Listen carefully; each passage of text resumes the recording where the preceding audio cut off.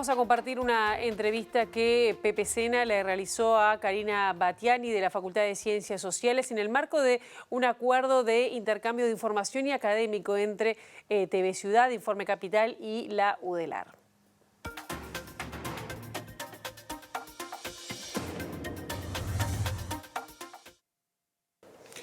Y seguimos en Informe Capital, en este caso con nuestros referentes de la Facultad de Ciencias Sociales. En estas columnas, hoy es el turno de la doctora en Sociología, profesora de la Facultad de Ciencias, Karina Batiani, que nos está acompañando en la tarde de hoy. Hola Karina, bienvenida. Hola, muchas gracias por la invitación. Bueno, un tema bien amplio y que en este caso queremos encararlo desde el principio. ¿Cómo ver el tema género en Uruguay y desde qué perspectiva?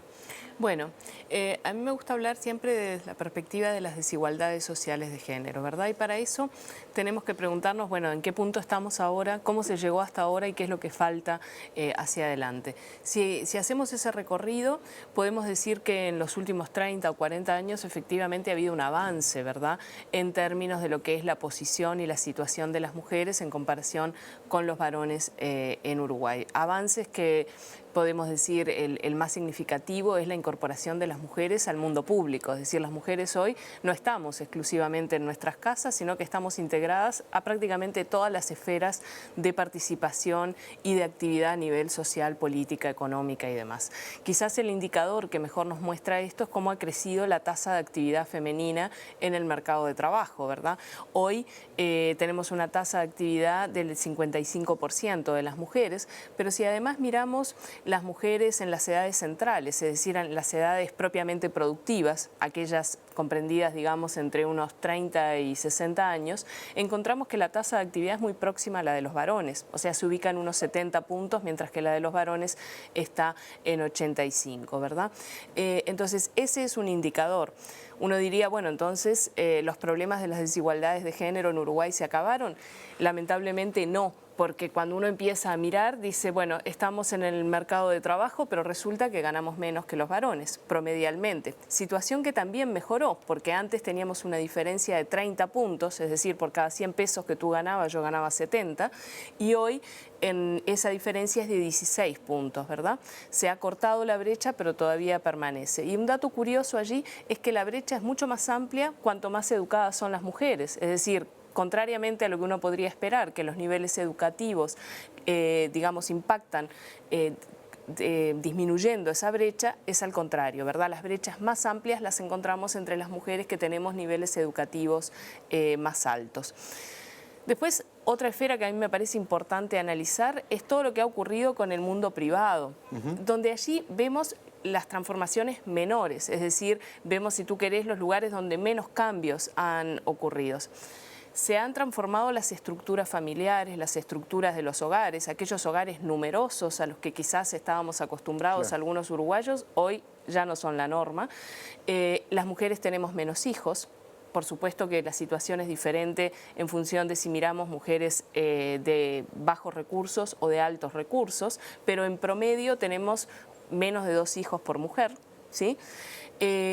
La fecundidad, además de ser menor, es más tardía, es decir, se ha desplazado en el tiempo, pero se suma otro factor que es el envejecimiento de la población. Como sabemos, vivimos en un país envejecido y eso demanda por parte de las mujeres la atención y el cuidado, no solo de sus hijos, que siempre lo hemos hecho, sino el cuidado también de los adultos mayores. Y ahí voy al punto de la no transformación, porque así como veíamos una gran transformación en el mundo de lo público, en el mundo de puertas adentro, de nuestras casas, en el mundo privado, poco ha cambiado. A lo que le llamamos la división sexual del trabajo entre varones y mujeres en el ámbito privado prácticamente no se ha modificado. Las mujeres seguimos estando a cargo de todo lo que son las tareas domésticas, el cuidado de los niños y ahora el cuidado de los adultos mayores. ¿Está culturalmente asociado al tema del cuidado de la mujer?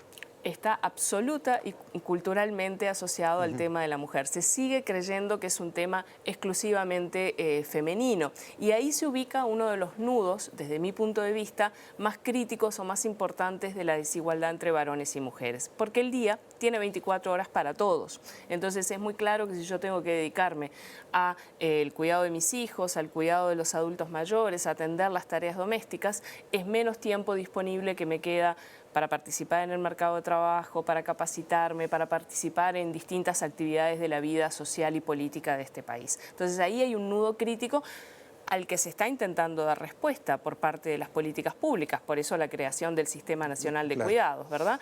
Pero es un nudo de todavía mucha inequidad entre varones y mujeres. Está clarísimo lo que tú acabas de decir, pero vamos a ver con mayor detenimiento algunas de esas cosas. Por ejemplo, lo que mencionabas de la tasa de ocupación de los varones del 85%, ¿se ha mantenido constante a lo largo del tiempo? Sí, bueno, por supuesto que siempre las tasas de ocupación se ven afectadas por los periodos de crisis, ¿verdad? Pero en términos generales, los varones siempre están próximos al pleno empleo, salvo en los periodos de crisis donde el desempleo impacta de manera dramática, y la tasa de las mujeres ha venido creciendo de manera sostenida en los últimos 50 años. ¿Y hay una diferencia en esa tasa de crecimiento de las mujeres entre mujeres que tienen hijos y las que no lo tienen? Bueno, ese es un punto bien importante, ¿verdad? Porque justamente cuando nosotros vamos a mirar, las mujeres sin hijos tienen una tasa próxima al 70 puntos, ¿verdad? Es decir, 70 en 100. Mientras que cuando miramos las mujeres que tienen 3 hijos, esa tasa disminuyó al 52%. Y ahí tenés una de las expresiones de lo que estaba diciendo antes, ¿verdad? Sí, lo cultural también relacionado con el mundo del trabajo, el mundo del empleo, donde el embarazo o posible embarazo puede llegar a ser una traba.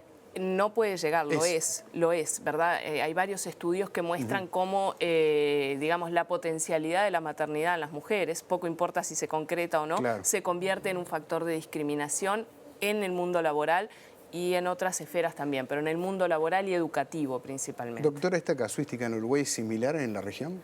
Es similar, salvo que Uruguay se caracteriza por tener, digamos, algunos fenómenos un poco más avanzados. El del envejecimiento, el de la transformación de las estructuras de los hogares que hablábamos antes, y la tasa de actividad femenina en el mercado de trabajo es de las más altas en América Latina. Los demás países están transitando hacia eso, nosotros hemos transitado antes, digamos, para decirlo claramente. Claro, se entiende perfectamente el diagnóstico en las políticas públicas. La pregunta es, ¿y puertas adentro? ¿Cómo se trabaja?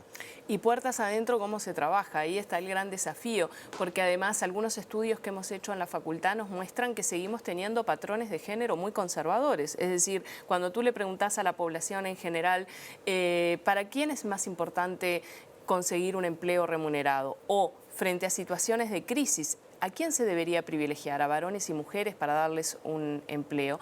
Bueno, prácticamente de manera abrumadora la población te contesta que hay que priorizar a los varones porque el ingreso de la mujer es secundario. Y eso es absolutamente falso, porque si vamos a mirar la forma en que se estructuran los ingresos de los hogares hoy en día en nuestro país, encontramos que el 60% de los hogares en realidad son de coprovisión. Eso quiere decir que están sostenidos de manera casi igual por varones y mujeres. Entonces, seguimos razonando con patrones culturales que imaginan a la mujer como ama de casa y puertas adentro, cuando en realidad, como vimos al comienzo de la entrevista, las mujeres ya no estamos puertas adentro. Absolutamente. Allí lo que se requieren son políticas de que trabajen estos aspectos, políticas culturales, ¿verdad? Que trabajen estos aspectos y que lo muestren, campañas, difusiones en medios, ¿verdad? Que muestren estos elementos que se han transformado ya en Uruguay y que además, si analizamos la experiencia internacional, estas modificaciones, una vez que ocurren, no tienen marcha atrás. No se puede volver atrás, no se puede decir, bueno, ahora las mujeres vuelven a sus casas o vuelven a sus roles tradicionales. Eso no es así, no ha sido así en ningún país y no va a ser así en nuestro país. Lo que tenemos que hacer es justamente trabajar quizás con uno de los conceptos más importantes que tiene el sistema de cuidados hoy en día, que es el de la corresponsabilidad. Es decir, que nos hagamos corresponsables, varones y mujeres, de la crianza y del cuidado de nuestros hijos, de los adultos mayores, etcétera. Pero es una corresponsabilidad que no se agota solamente en el nivel micro entre varones y mujeres, sino que involucra también, y ahí el papel del sistema de cuidados, al Estado, al mercado y a la comunidad. Doctora, mencionabas algunas áreas donde no ha habido avances. Que no haya avances significa retroceder necesariamente o significa un estancamiento. ¿Y en qué áreas? Bueno, una de las áreas más críticas es la representación de las mujeres en la toma de decisiones, ¿verdad? En todos los espacios de toma de decisión. Cargos gerenciales. Todos, desde los más conocidos que pueden ser, y el indicador que más se usa, que es el Parlamento, hasta las cámaras empresariales y los sindicatos, ¿verdad? La participación, los medios de comunicación, la participación de las mujeres realmente es deficitaria. Si tomamos un número global, simplemente para tratar de ejemplificarlo, si las mujeres somos el 52% de la población, en términos generales, en los puestos de toma de decisión, solo hay un 16% de mujeres, ¿verdad? Todo el resto son varones. Y ahí incluyo todo, sistema educativo, sistema político, sistema económico, todos los ámbitos de decisión, desde el más importante hasta quizás el de menor nivel. Ese es un punto donde Uruguay está claramente estancado, ¿verdad? Y no han habido avances significativos en los últimos años. Ya tenemos que ir cerrando este encuentro, pero recordaba no hace mucho, aquí en Informe Capital, lo comentábamos con Pilar, que nos llamaba mucho la atención una encuesta que se realizaba sobre el transporte urbano y que mencionaba que la mayor utilización del boleto de una hora era por parte de las mujeres, porque precisamente llevaban a sus hijos a la escuela, bajaban, se iban a trabajar, iban a hacer sus actividades y no estaban relacionadas además con el manejo de su propio vehículo. Solo por citar un ejemplo.